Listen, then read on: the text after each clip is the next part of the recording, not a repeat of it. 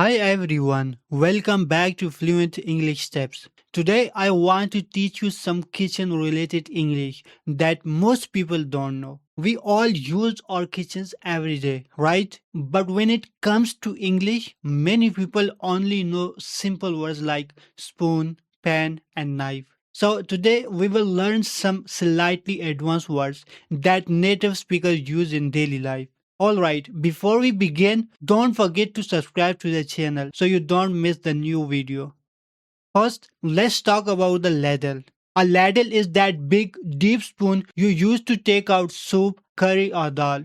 It's not flat like a normal spoon. It's shaped like a little bowl so it can hold more liquid at once. You will mostly see this when serving food.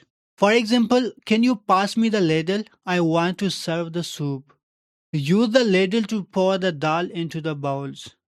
Now, next, we have a whisk. You have probably seen this in baking videos. It looks like a group of thin wires joined together. We use a whisk to mix things quickly, like eggs or cake batter, and make them smooth and fluffy. It helps bring air into the mixture so the texture becomes lighter. For example, whisk the egg until they are nice and firmy. I always whisk the batter to remove lumps. Now these are tongs. Think of them like an extra pair of fingers for hot food. You use tongs to pick up or turn food without touching it, especially when frying or grilling. They make cooking safer and easier. For example, use the tongue to flip the chicken. These tongues are perfect for serving salad. Next, peeler.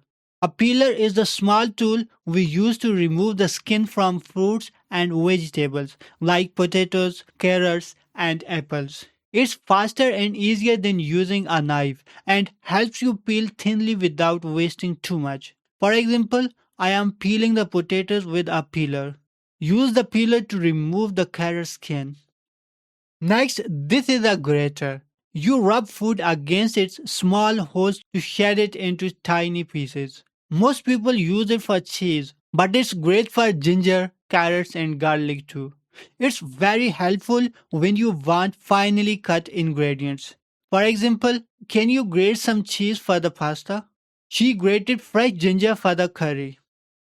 Next, we have a colander. A colander looks like a big bowl with holes. We use it to drain water like after boiling pasta or to rinse vegetables. The water passes through the holes while the food stays inside. For example, rinse the vegetable in the colander.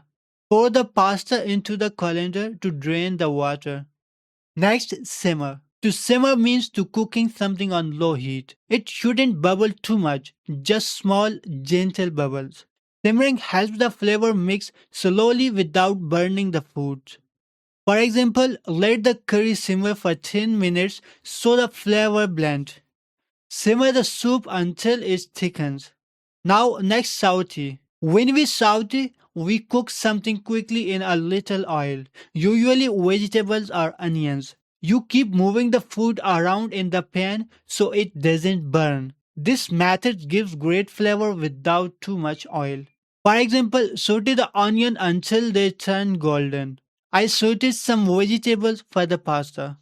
Now, next, marinate. To marinate means soak food, usually meat or fish, in spices, yogurt, or sauce for some time. This helps the flavors go deep inside the food and makes it softer.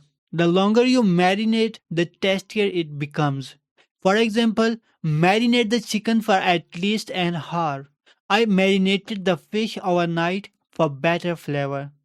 Now the final knead. To knead means to press and fold the dough, like when making bread or roti. You use your hands again and again to make the dough smooth and stretchy. This helps the bread turn out soft.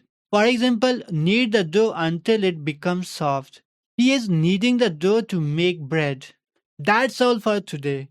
These are every kitchen words that will help you understand recipes better and talk about cooking more confidently. Try using them the next time you cook. It makes learning fun. If you learned something new today, Please like this video, share it, and don't forget to subscribe to Fluent English Tips so you never miss a new video.